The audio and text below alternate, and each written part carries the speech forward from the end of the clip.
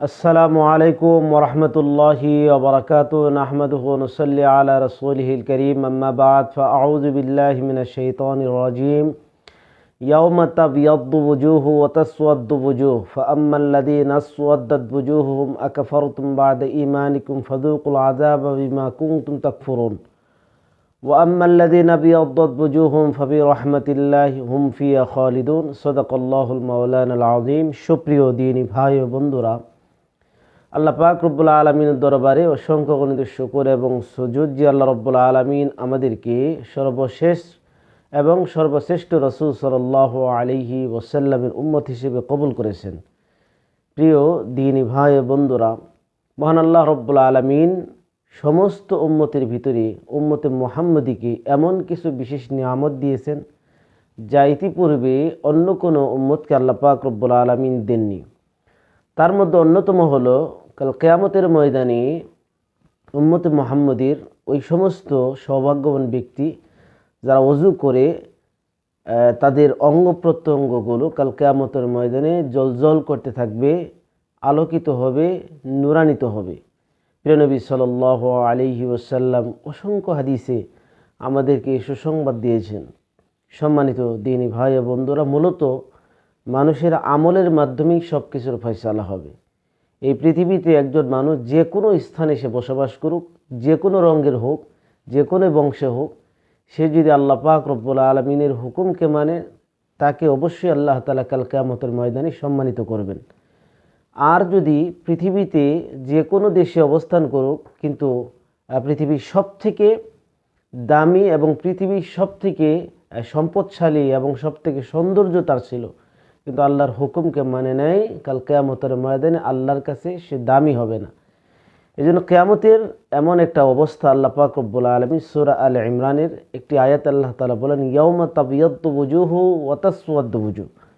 সেদিন অনেক মানুষের চেহারা আলোকিত হবে, অনেক মানুষের চেহারা কালো হয়ে যাবে। ফাআম্মাল্লাযীনা আসওয়াদ্দাত ওয়ুজুহুহুম আকাফারতুম বা'দা ঈমানিকুম ফাযূকুল আযাব বিমা কুনতুম তাকফুরুন। আল্লাহ পাক রব্বুল আলামিন বলেন যে সেদিন কিয়ামতের দিন যাদের চেহারা কালো হবে তাদেরকে আল্লাহ পাক রব্বুল আলামিন এই কালো হওয়ার পরে তাদেরকে বলবেন, আকাফারতুম বা'দা ঈমানিকুম ফাযূকুল আযাব বিমা কুনতুম তাকফুরুন, যে তোমরা আল্লাহর নিয়ামতকে অস্বীকার করেছো, কুফরি করেছো ঈমান আনার পরে, সুতরাং তোমরা আল্লাহ রব্বুল আলামিনের শাস্তি আস্বাদন করো যেরকম তোমরা অস্বীকার করেছিলে। পক্ষান্তরে ওয়া আম্মাল্লাযীনা বিয়াদ্দাত ওয়ুজুহুহুম ফাফি রাহমাতিল্লাহ, আল্লাহ পাক রব্বুল আলামিন বলেন যাদের চেহারা আলোকিত হবে, উজ্জ্বল হবে, তাদেরকে আল্লাহ তাআলা বলেন ফাফি রাহমাতিল্লাহ, তারা আল্লাহর অনুগ্রহে দয়ার অন্তর্ভুক্ত থাকবে এবং এটা সর্বদাই তাদের জন্য এই নিয়ামত আল্লাহ তাআলা তাদেরকে দিবেন। হুম ফিহা খালিদুন, এই অবস্থায় তারা থাকবে। প্রিয় দিনী ভাই ও বোনেরা, এজন্য পৃথিবীতে যদি মানুষের কালার যেমনই হোক, রং যেরকমই হোক, কিন্তু সে যদি আল্লাহ তাআলার হুকুমকে মানে, অবশ্যই আল্লাহ তাআলা কাল কিয়ামতের ময়দানে তার চেহারা উজ্জ্বল আলোকিত করবেন। পক্ষান্তরে যদি পৃথিবীর সব থেকে সুন্দর ছিল, পৃথিবীর দামি প্রসাধনী ব্যবহার করেছে, কিন্তু আল্লাহর হুকুমকে মানে নাই, ঈমান আমলকে সে সুন্দর করে নেয়, কাল কিয়ামতের ময়দানে আল্লাহ তাআলা তার চেহারা কালো করবেন। প্রিয় দিনী ভাই ও বন্ধুরা, এই জন্য প্রিয় নবী সাল্লাল্লাহু আলাইহি ওয়াসাল্লামের পক্ষ থেকে আমাদেরকে বিভিন্ন এমন আমাল, যে আমলের মাধ্যমে আল্লাহ রব্বুল আলামিন কাল কিয়ামতের ময়দানে আমাদের সমস্ত অঙ্গ প্রত্যঙ্গ এবং চেহারাকে আলোকিত করবেন। এর ভিতর অন্যতম একটি হলো ওযু। নবী সাল্লাল্লাহু আলাইহি ওয়াসাল্লাম একটি হাদিসে ইরশাদ করেন, হযরত আবু হুরায়রা রাদিয়াল্লাহু তাআলা থেকে, عن أبي هريرة رضي الله تعالى عنه قال قال رسول الله صلى الله عليه وسلم إن أمتي يدعون يوم القيامة غرا محجلين من آثار الوضوء فمن استطاع منكم أن يطيل غرته فليفعل।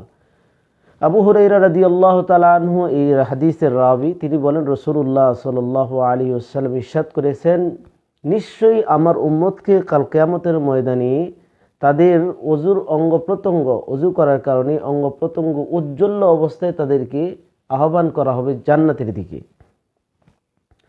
ফামান ইসতাতা মিনকুম আন ইউতিলা গুররাতাহু, নবী সাল্লাল্লাহু আলাইহি সাল্লাম বলেন, সুতরাং তোমাদের যাদের ইচ্ছুক এবং সাধ্যমতো তোমরা তোমাদের এই উজ্জ্বলতা থেকে দীর্ঘ করো বা উজ্জ্বলতা থেকে বাড়িয়ে নাও। ফালিয়াফাল, সে যেন তাই করে। আল্লাহ নবী সাল্লাল্লাহু আলাইহি ওয়াসাল্লাম এই জন্য আমাদের সুসংবাদ দিয়েছেন কিয়ামতের ময়দানে যে এই অজুর অঙ্গ প্রত্যঙ্গগুলো উজ্জ্বল হতে থাকবে, আলোকিত হতে থাকবে, এবং এই অবস্থায় মুমিনদেরকে জান্নাতের দিকে ডেকে নেওয়া হবে। অন্য হাদিসে হযরত আবু দারদা রাদিয়াল্লাহু তাআলা আনহু থেকে আন আবি দারদা রাদিয়াল্লাহু তাআলা আন قال قال رسول الله صلى الله عليه وسلم انا اول من يؤذن له بالسجود يوم القيامه। হযরত আবু দারদা রাদিয়াল্লাহু তাআলা এর riwayat থেকে তিনি নিজে বর্ণনা করে রাসূলুল্লাহ সাল্লাল্লাহু আলাইহি ওয়াসাল্লাম ইরশাদ করেছেন, কাল কিয়ামতের ময়দানে প্রিয় নবী সাল্লাল্লাহু আলাইহি ওয়াসাল্লামের একটি হালত, একটি অবস্থা তিনি বর্ণনা করেন। তিনি বলেন, আনা আউয়ালু মান ইউযারু লাহু বিস-সুজুদি ইয়াউমাল কিয়ামা, আমি প্রথম ব্যক্তি, কিয়ামতের ময়দানে আমাকে সেজদার অনুমতি দিয়ে দেওয়া হবে। ওয়া আনা আউয়ালু মান ইউযানু লাহু আইয়ারফা রাসাহু, আর আমি প্রথম ব্যক্তি যাকে সেজদার থেকে মাথা ওঠানোর অনুমতি দেওয়া হবে। নবীজি সাল্লাল্লাহু আলাইহি সাল্লাম বলেন, ফাআনজুরু ইলা মা বাইনা ইয়াদাইয়া ফাআরিফু উম্মতি মিন বাইনিল উমাম। নবী সাল্লাল্লাহু আলাইহি সাল্লাম বলেন, অতঃপর আমি সেজদার থেকে মাথা উঠিয়ে আমি যখন সামনের দিকে লক্ষ্য করব, তখন আমি আমার উম্মতদেরকে আমি চিনতে পারবো, আমার সামনে এরকম উম্মত, তাদেরকে আমি চিনতে পারবো। ওয়ামিন খালবি মিসলু যালিক, এরকমভাবে পিছনেও আমি যখন লক্ষ্য করব, তখন আমি আমার উম্মতদেরকে দেখতে পাবো, চিনতে পারবো। ওয়াই ইয়ামিন মিসলু যালিক, ডান দিকে যখন তাকাবো তখনও আমি আমার উম্মতদেরকে দেখতে পাবো। ওয়ান শিমালি মিসলু যালিক, এবং বাম দিকে যখন তাকাবো তখনও আমি আমার উম্মতদেরকে চিনতে পারবো, দেখতে পারবো। ফাকাল রাজুলুন ইয়া রাসূলাল্লাহ কাইফা তা'রিফু উম্মাতাকা মিন বাইনিল উমাম ফিমা বাইনা নূহিন ইলা উম্মতি। একজন সাহাবী আল্লাহ রাসূল সাল্লাল্লাহু আলাইহি সাল্লামকে এই অবস্থা তিনি আশ্চর্যান্বিত জিজ্ঞাসা করি, ইয়া রাসূলুল্লাহ, কিয়ামতের ময়দানে আপনার উম্মতকে কিভাবে আপনি চিনবেন? নূহ আলাইহিস সালাতু ওয়াস সালাম থেকে নিয়ে এত উম্মত, কিয়ামত পর্যন্ত এত উম্মতের ভিতরে আপনার উম্মতকে কিভাবে চিনবেন? তো প্রিয় নবী সাল্লাল্লাহু আলাইহি সাল্লাম বলেন, ক্বালা হুম গুররুম মুহাজ্জালুন মিন আসারিল উযুই লাইসা আহাদুন কাযালিকা গায়রুহুম। নবী সাল্লাল্লাহু আলাইহি সাল্লাম বলেন, আমি তাদেরকে চিনবো এমনভাবে তাদের চেহারা এবং তাদের অঙ্গ প্রত্যঙ্গগুলো ওযুর কারণে এগুলো জ্বলজ্বল করে জ্বলতে থাকবে, আর এগুলো আলোকিত হতে থাকবে। লাইসা আহাদুন কাযালিকা গায়রুহুম, নবী সাল্লাল্লাহু আলাইহি সাল্লাম বলেন, আমার উম্মত ব্যতীত আর কোনো উম্মতের জন্য এমন সৌভাগ্য হবে না। ওয়া আরিফুহুম আন্নাহুম ইউতাউনা কুতুবাহুম বিআইমানিহিম, আর আমি তাদেরকে চিনবো আমার উম্মতের আমলনামাকে ডান হাতে দিয়ে দেওয়া হবে। ওয়া আরিফুহুম তাসআ বাইনা আইদিহিম যুররিয়াতাহুম, আর আমি এভাবেও চিনবো যে তাদের সামনে তাদের সন্তানাদি, তাসআ বাইনা আইদিহিম যুররিয়াতাহুম, তাদের সন্তানাদি এরকমভাবে দৌড়াতে থাকবে। সম্মানিত দিনী ভাই আর বন্ধুরা, প্রিয় নবী সাল্লাল্লাহু আলাইহি ওয়াসাল্লাম একথা বলেছেন কাল কিয়ামতের ময়দানে। এই হাদিস দ্বারা বোঝা যায় কিয়ামতের ময়দানে মুমিনের অঙ্গ প্রত্যঙ্গগুলো আলোকিত হতে থাকবে, জ্বলজ্বল করে জ্বলতে থাকবে। আর এভাবেই পুরা উম্মতের ভিতরে, লক্ষ লক্ষ কোটি কোটি উম্মতের ভিতরে নবী সাল্লাল্লাহু আলাইহি সাল্লাম তার উম্মতকে চিনতে পারবেন।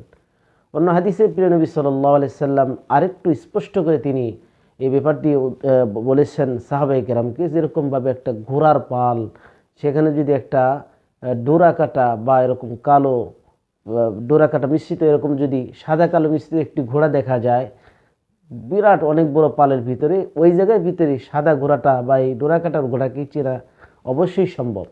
তো প্রিয় নবী সাল্লাল্লাহু আলাইহি ওয়াসাল্লাম উদাহরণটি দিয়ে বর্ণনা করেছেন যে লক্ষ লক্ষ কোটি কোটি উম্মতের ভিতরে প্রিয় নবী সাল্লাল্লাহু আলাইহি ওয়াসাল্লাম আমার উম্মতকে আমি চিনতে পারবো, তাদের আলাদা বৈশিষ্ট্য হবে এবং তাদের অঙ্গ প্রত্যঙ্গগুলো অজুর কারণে, দুনিয়াতে ওযু করার কারণে এগুলো আলোকিত হতে থাকবে। আমি এভাবে আমার উম্মতদেরকে চিনব।